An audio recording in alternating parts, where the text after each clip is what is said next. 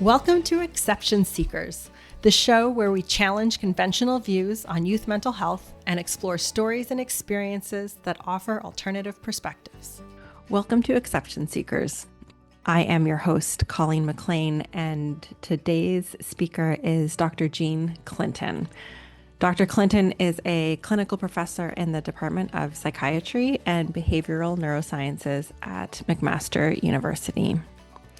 For over 35 years, she's been a consultant to children and youth mental health programs, child welfare. She has a keen interest in brain development and the crucial role that relationships, belonging, and connectedness play. She believes in a compassionate learning system that fosters deep learning and relational focus. She is an advocate for education that enriches both learning and life, and I am so excited to get the chance to talk with her today. Dr. Clinton, welcome. Thank you. I have been so looking forward to the chance to speak with you today. So thank you for your time and being here. My pleasure. My pleasure. I was thinking perhaps you have quite a resume of your professional life. I was thinking maybe to get us started and for people who aren't familiar with your work, perhaps you could, I'd love to hear sort of what first drew you into working with children and youth and kind of what led you into the path you're on now. Yeah, well, Colleen, it's a really interesting question because when I look back, my interest in children started very early. Yeah. I went to in high school. My sister was in medical school. The new McMaster was very new then as a medical school. Okay. And I loved how she was learning Oh, in small groups and problem based rather than all of these lectures. Anyway, so I decided that I'd like to have a go, try medicine. I decided I loved music, so I had to decide in high school, did I want to go after music mm-hmm. or science? Oh, Which would I be interesting. happier Right. teaching? That was my plan, to become a teacher. But there was only one thing in the way, and that was I had no training in music. I Okay. played bass clarinet in our high school band, and that was it. I had no musical training. No we didn't have any in our high school. And so I found a piano teacher, a lovely, lovely woman round the corner from us, who really loved to teach adults who were just beginning piano.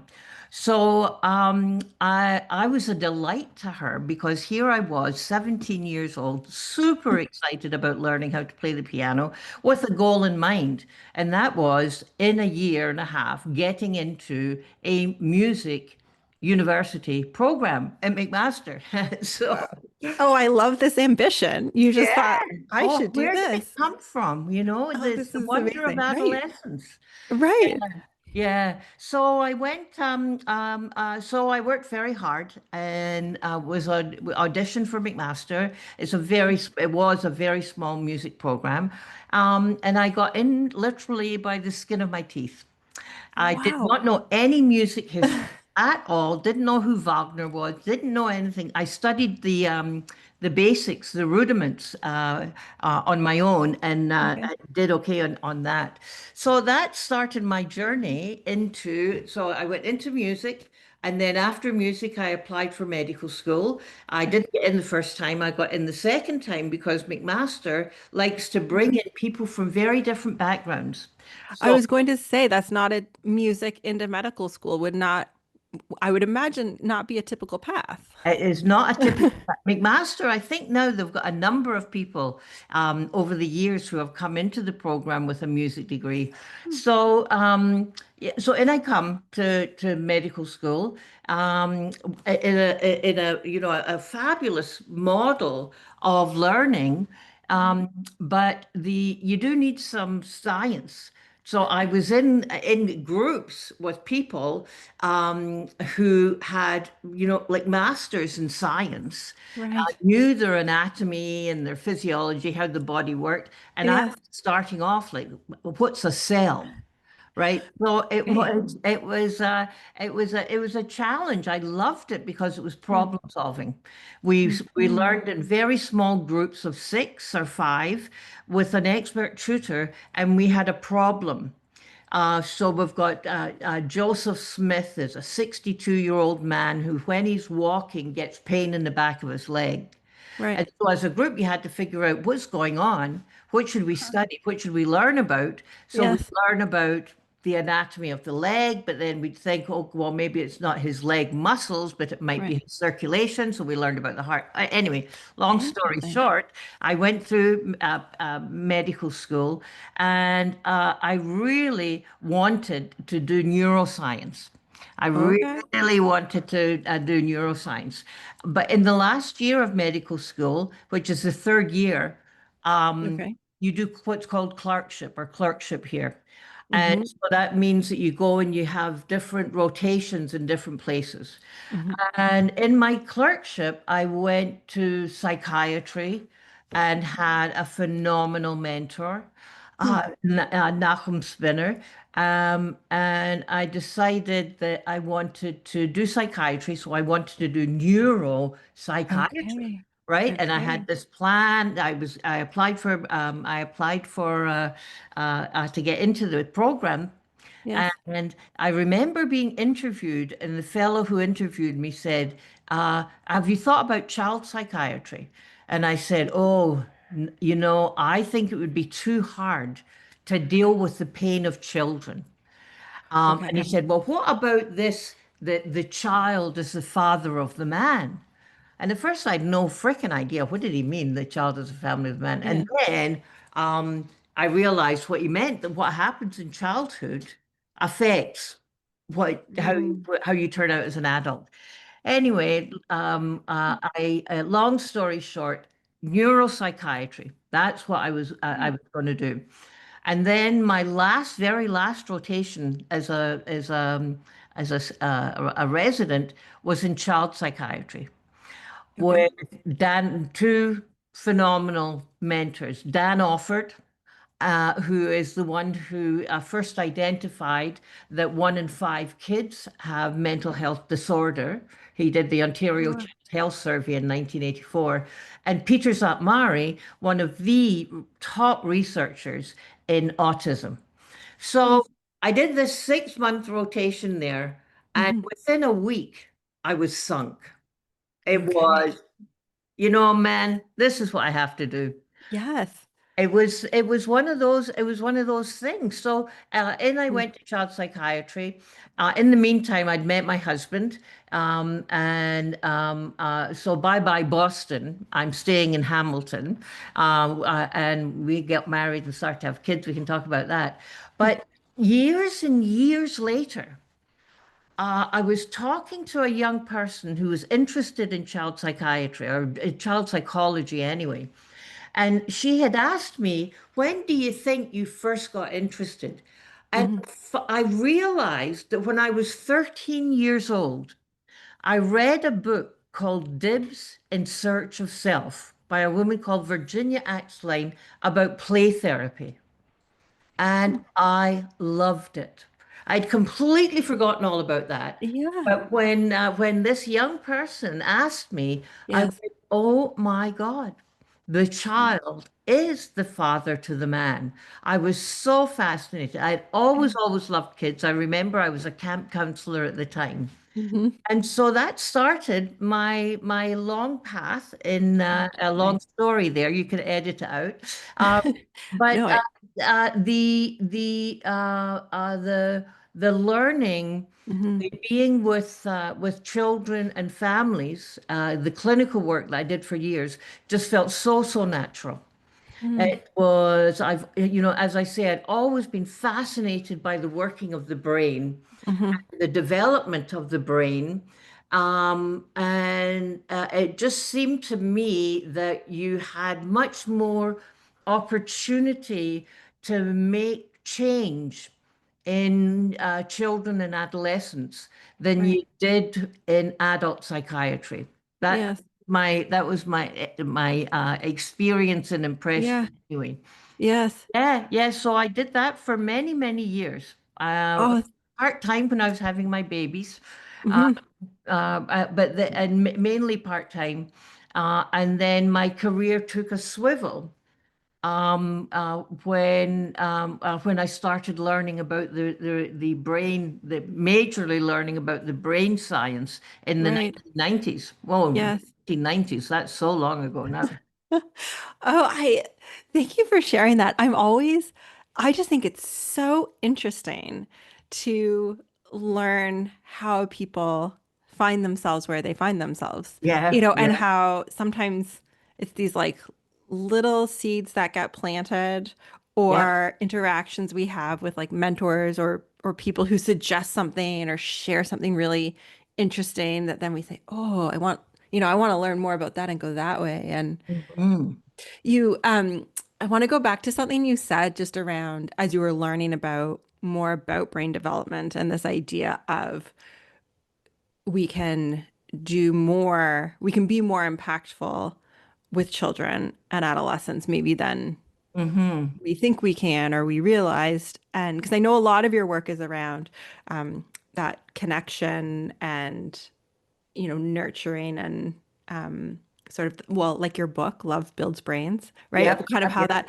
Um, so I guess how did you come to look at, because you went into it was like you went into it, it sounds like more from a science development idea, but then almost Yep. came out with this like softer side of like love builds brains, Yeah, but it is science backed. So yeah.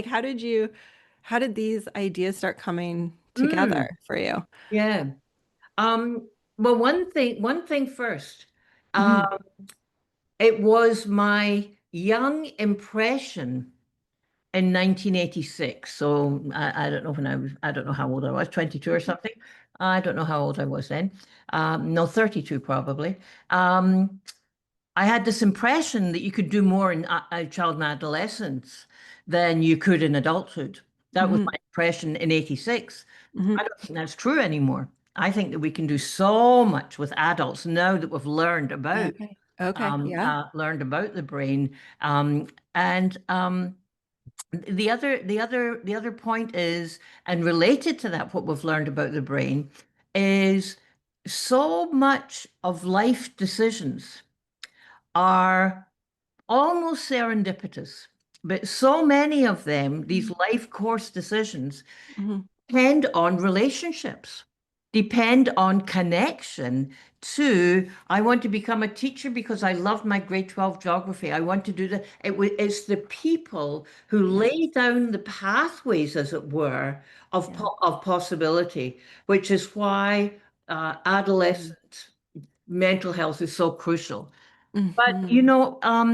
in 1986 and 87, when I was doing my residency, we didn't know hardly anything about the brain. So I was a clinician working under the premise of, um, that there was a biological reason for people to have depression. The neurotransmitter low in the serotonin, etc., and Hmm. dopamine and schizophrenia. Um, and there was almost a mechanistic approach, um, but I was always attuned to the fact that relationships had to count here. Relationships, connection, and context has to count. I remember talking to a very prominent schizophrenia researcher and kind of asking around these lines. And he said, that's all that airy fairy stuff. That's all that airy fairy stuff. It's all biology. It's all genes. It's all Hmm. almost determined. He didn't say that, but that's certainly the impression I got. But Yeah. I've always had this, there's more to it. And I loved the interactions with kids and the interactions with families, and I could Mhm. see them light up and I could Mhm. see change before my eyes in the way that they looked and saw their kids. Mhm. And then Mhm. at the place where I was working here at McMaster, there was nothing in preschool psychiatry, nothing at all. 0 to 6, nobody talked about it, nobody knew anything about it. And the head of the department, child psychiatry department at the time, Naomi Ray Grant, said, Jean, would you maybe be interested in kids under 6? And I said, "Oh, that's really, I don't know much. That sounds really interesting." So and she Mhm. said, "Well, so meet Joanna Santa Barbara, another child psychiatrist on staff who was interested in children under 6." Mhm. And she said, I met her for lunch and I had 2 things of milk. And she said, "Oh, you're drinking lots of milk. Are you pregnant? Are you breastfeeding?" And I said, "Both." So Mhm. that was the beginning of my work in children under 6. And Okay. I learned, Yes. worked very closely with the community, Yeah. doing in child connecting with one, child welfare, but secondly, child care, Mm. and Mhm. was a champion, a warrior to have children. We had tables at the time that talked about children and youth who are difficult. It's hard to get what they needed, but Yes. there was no representation of kids under 6. None. Mm. Zip. Nothing. So Mm. I was one of those warriors who got Yeah. 0 to 6. Um, Yes. on the table. And then in 1991 or 1992, Fraser Mustard wrote a book, or it was actually at the request of Harris, Premier Harris. Okay. Yeah. I reached out to Fraser Mustard, he was actually my dean at medical school. He was a big, important doc. And Mhm. Harris had asked him to find out about the early years, or tell me more about the early years, because Fraser was already interested in the question of why do some people get sick and others don't? Why Okay. is it that some people get sick and others don't? And Mhm. so that field, that area of research and learning Mhm. was just burgeoning at the time, Mm. and looking at what happens early in life Mhm. sets up the brain and the inflammatory processes that lead or correlated with later health or ill health. That's okay. With Right. later ill health. Okay. And so I got to Mm. know Dr. Mustard because he was a good friend and colleague of Dan Offord, who I mentioned earlier, and I Right. was a resident and worked with Dan. And we Mhm. got connected up, and that started my journey into Yeah. understanding what I'd been doing for so many years Mhm. through the lens of brain science. And Mhm. at first it was all kind of mechanistic. And I remember feeling as I was reading stuff, and Fraser would say things like if you see a kid over 6, his phrase, quote unquote, is pissing in the wind, because Mm. everything is determined by then. Well, yeah, not right, Fraser, you're wrong. But I remember very clearly thinking in that kind of mechanistic way: we have to do this and up to 6, and then this, and then Mhm. um, Mhm. marrying that with my clinical experience and my own mothering Mhm. to say context, Yes. relationships matter. Yes. N- Um, Yes. And And that's more, it's more hopeful. Like when I hear that, I feel more hopeful about it too, in a way, because oh, I think, I mean, certainly like my own experience, like my experience of motherhood and early days is the stress or the pressure of everything I do now matters, but it's almost irreversible, right? Of the like, if yep, I make a remember mis that? yeah, but this, if I make a mistake, I'm using quotes, or like, Yeah, choose the wrong method of something, I will cause irreparable harm. And, yeah. and which is just devastatingly heavy to carry, Oh, right? oh, But then to know like relationships, connection, context matter, but lifetime matter. Like it's more yeah. hopeful. It's like I can continue on this, Well, right? just to bring this up right now, Colleen, what we're learning is that only there's a paradigm, a researcher called Ed Tronick, from Boston, UMass, I think. Anyway, he developed a framework called the still face. Okay. And in the still face, what it was, it's called a paradigm, the still face paradigm. In that, what happens is in his early research, a mum and baby would come in, they're getting filmed, and the mum is interacting with the baby as the baby sits in the little chair, the bouncy chairs, Hmm. remember?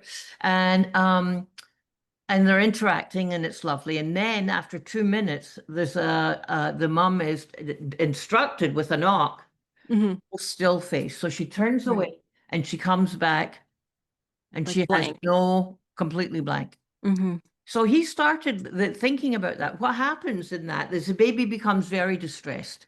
The Hmm. baby uses all of the things that little 8-month-old brain has learned Hmm. about how do I connect with this person here. I Yes. laugh, I Yes. point, I gurgle, I do all of these things. The Yes. baby tries all of those things and then finally just gives up. But then Hmm. after 2 minutes, the mum comes back. Hmm. What Ed Tronick, so he learned about that warm, responsive relationships really matter.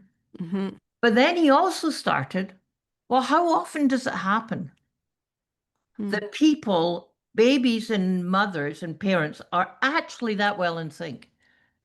It's Hmm. only 30% of the time Hmm. on average. So there's a big, Yep. but Yep. on average, it's only Yep. 30% of the time. So Right. here we are. Yes. Here we are thinking we have to be this perfectly attuned parent Yes. A all the hundred. time. Yes. But the other gift that he has given us is how important rupture is Mm. because of the repair that happens afterwards. Mm. Like, hello, I'm getting Mm. goosebumps thinking about it. Mhm.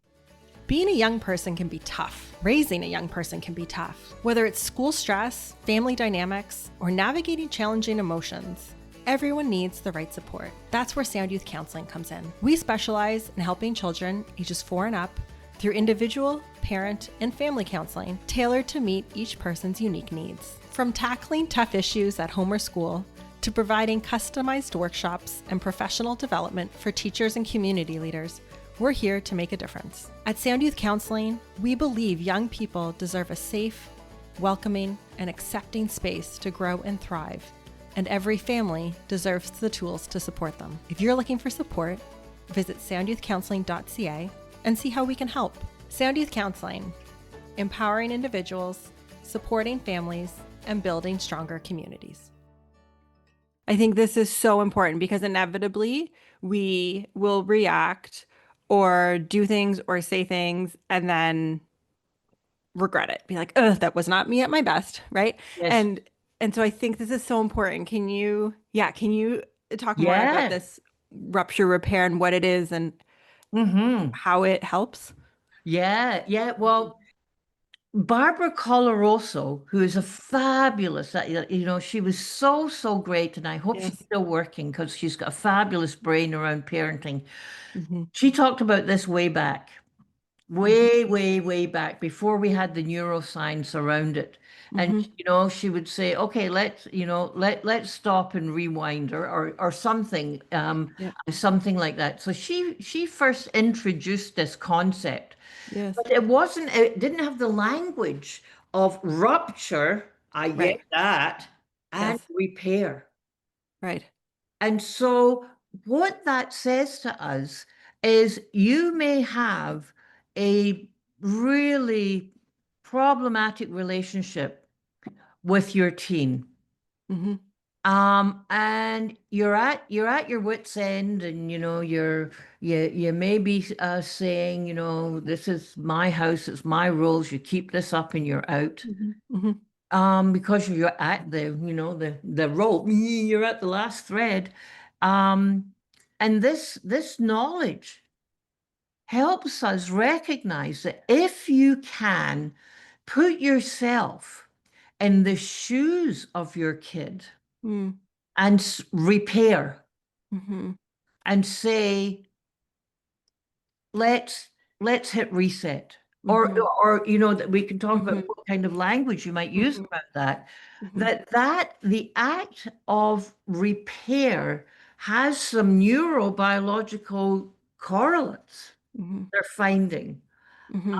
that are very powerful in Mm-hmm. and development. But for you and I, it Mm-hmm. is in the relational context that you can then uh, Mm-hmm. move on with. And I really like it because it's such an important concept. Because when I think about depression or having a depression, Mm-hmm. right? Um, and I'll talk about, if you want to talk about my thoughts on label. Mm-hmm. But if you have a depression, as an adolescent, there's a hope that's given here Mm-hmm. when you think, well, if rupture and repair changes the brain, how about relationships changing the depressed brain? How about now? I haven't heard any people talking in this kind of way, but it's the link I'm making Mm-hmm. with, if the brain can be changed relationally, Right. why can't biology, like if it is biology for Mm-hmm. depression, also be changed? Mm-hmm. If I Well, that's believe, an interesting idea. Yeah. yeah, if I Yeah. believe it's possible, Yeah. if I believe it's possible, Mm-hmm. then I can see possibility. Mm-hmm. But if I think I have depression, air quotes, Mm-hmm. then you kind of think I'm screwed. Right. What can I do about it? And we Yes. have to change that paradigm. We have to change that paradigm, because I think as I learn and grow, and still in my these many years in, I'm Mm-hmm. learning.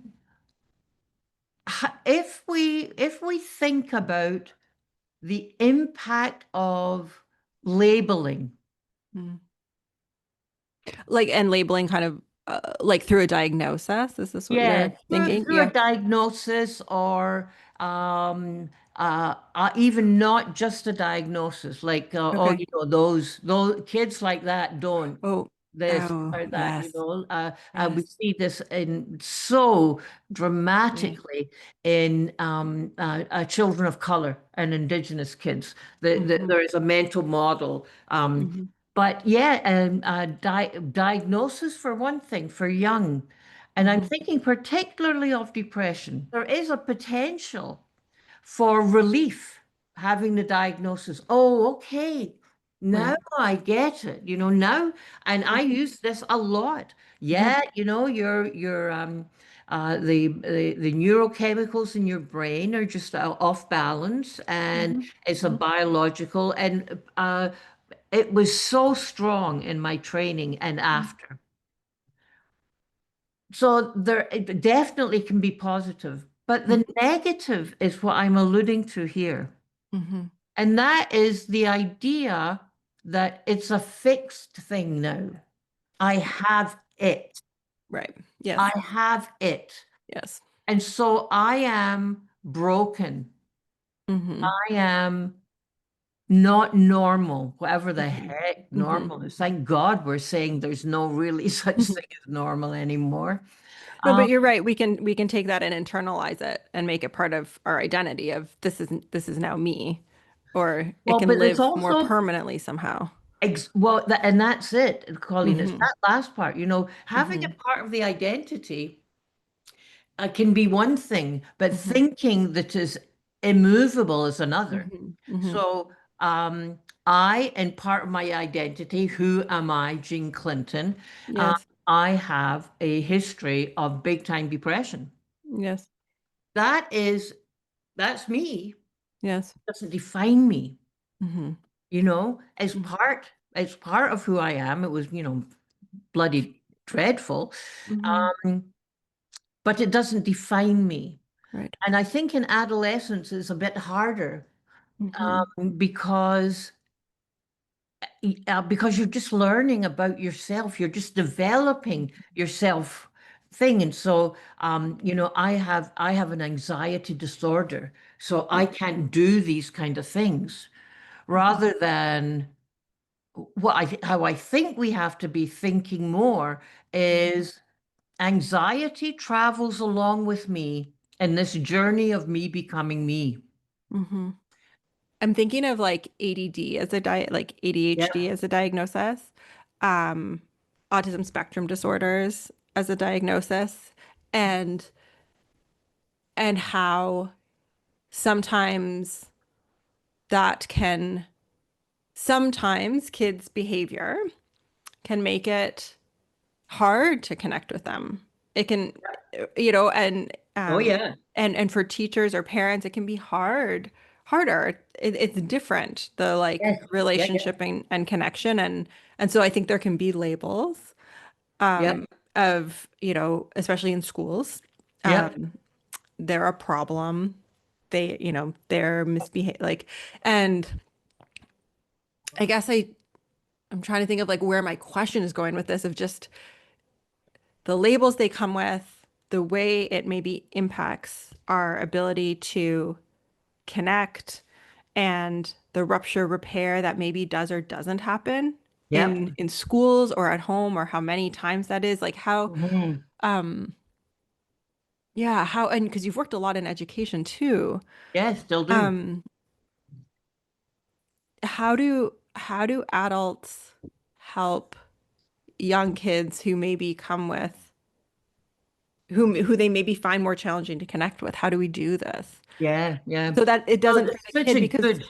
yeah, because what I hear from the child is like, well, my teacher hates me, Mhm. or I'm a bad kid. That's my what I heard parents, once, yeah, I'm always the one getting in trouble, even right? if I didn't do it. Or like my friend, like peer relationships are harder. Like we just the internalized messaging is so strong and then can be really hard to counter.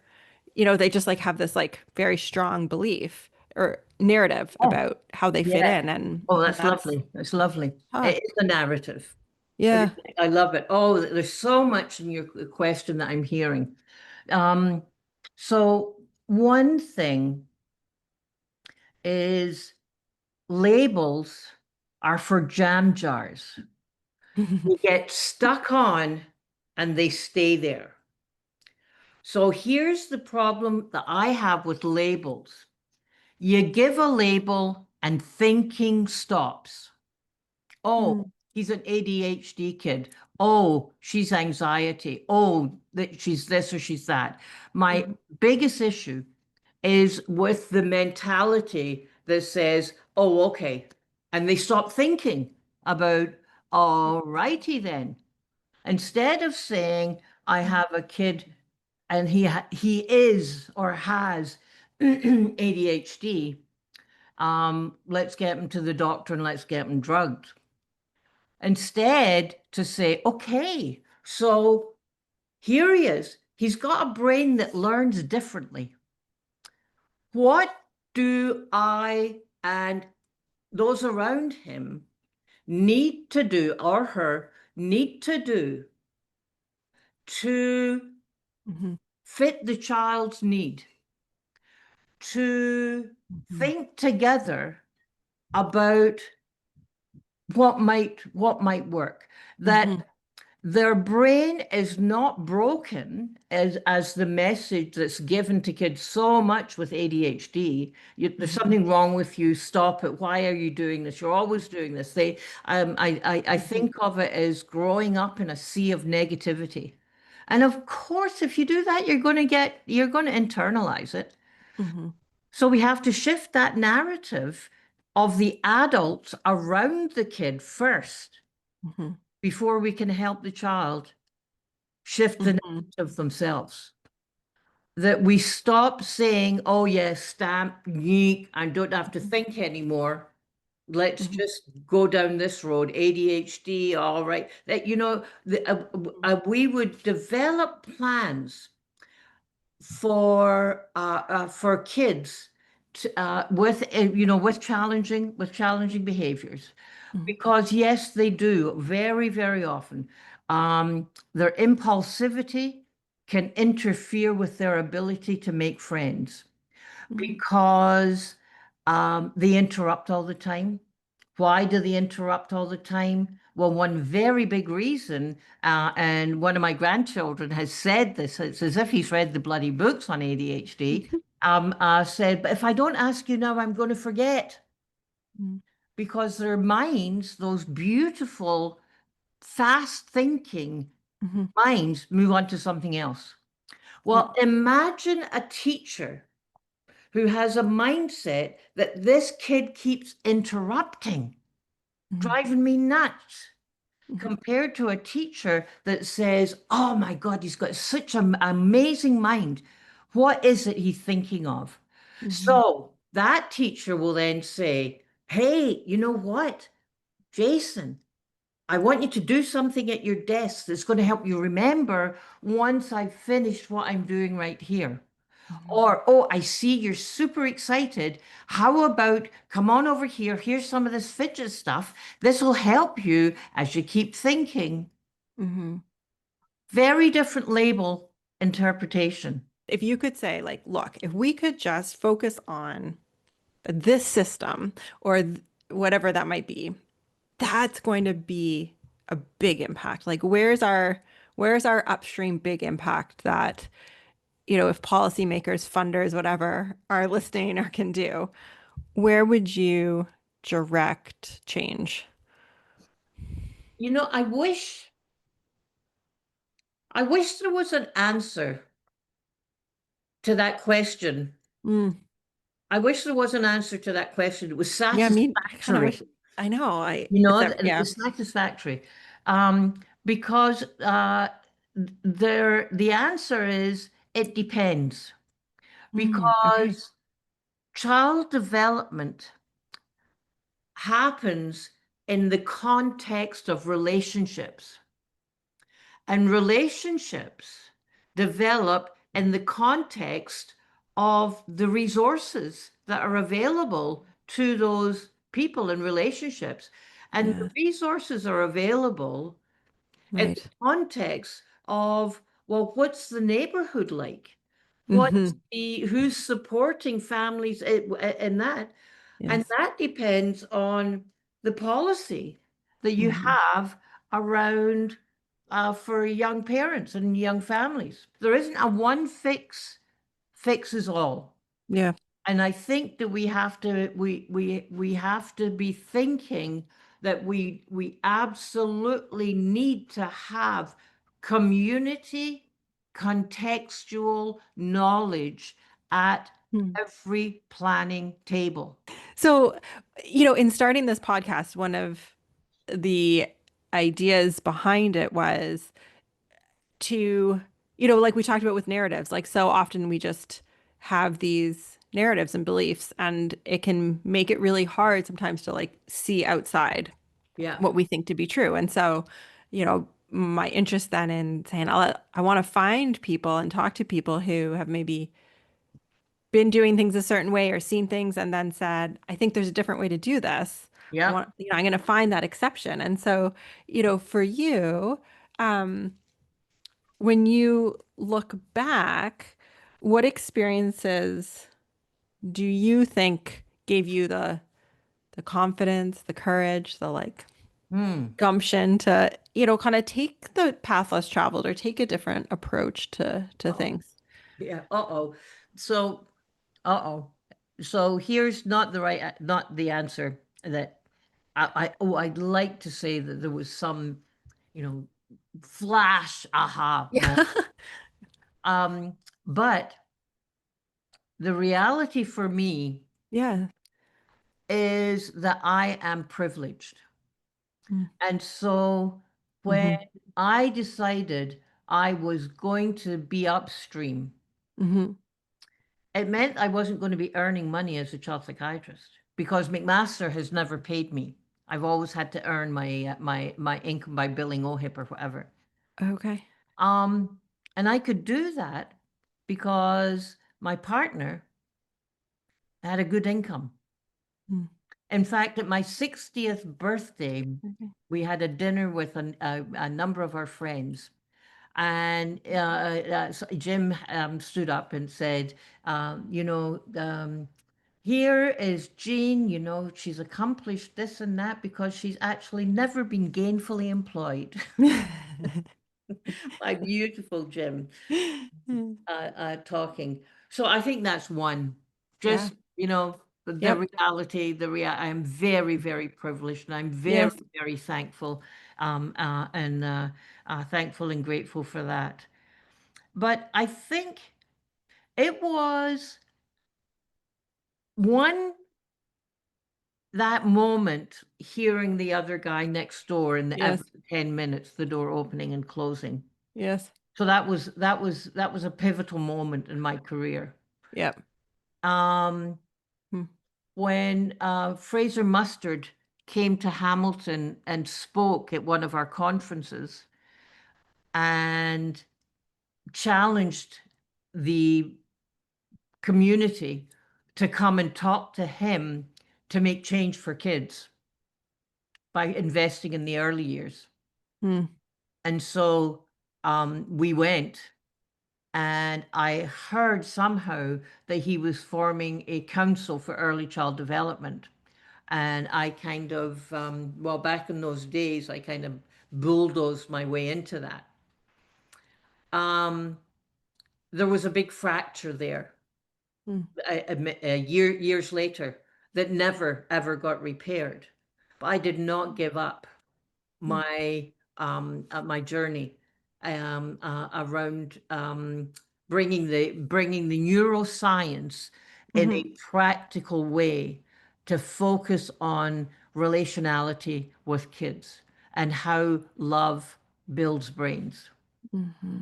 So yeah, so there have been what made me stick to it. Like I could, when I had that big fracture with back then, Mm-hmm. I could have said, well, F it. This is too hard to be in the same space. Mm-hmm. But it was too damn important. It was just too important. And I needed to fall back. It was a huge blow to me. And so I had to lean back and into what else did I know about myself? Mm-hmm. And I leaned into the childcare community that I had been with for so long. Yes. Yeah, anyway, I Mm. haven't thought about that in a long time. I So think it it's was a relationship again, relationship, I was just I was relationship just gonna on. say it's a beautiful example of your own drawing on your relationship and connections Mhm. and context and exactly what you've been, yeah, Yeah, talking about. Yes. yeah. And this person did absolutely not know that you connect Mm. before you correct, Right. just like no bullies do, right? Right. Yeah. Yes. Yeah, so connect before you correct. understand that situation, and love builds brains. There's the takeaway. There's the takeaway. Yeah. Dr. Clinton, thank you for your time and sharing this. I so enjoyed it. Yeah, me too. Thank you very much. Thank you very much. And I'm very happy to do another. Thanks for listening to Exception Seekers. Tune in again as we continue to seek overlooked stories that offer new perspectives, disrupt limiting beliefs, and inspire transformative approaches to nurturing youth mental health. This podcast was produced by North Star Networks, the guiding light for progressive media.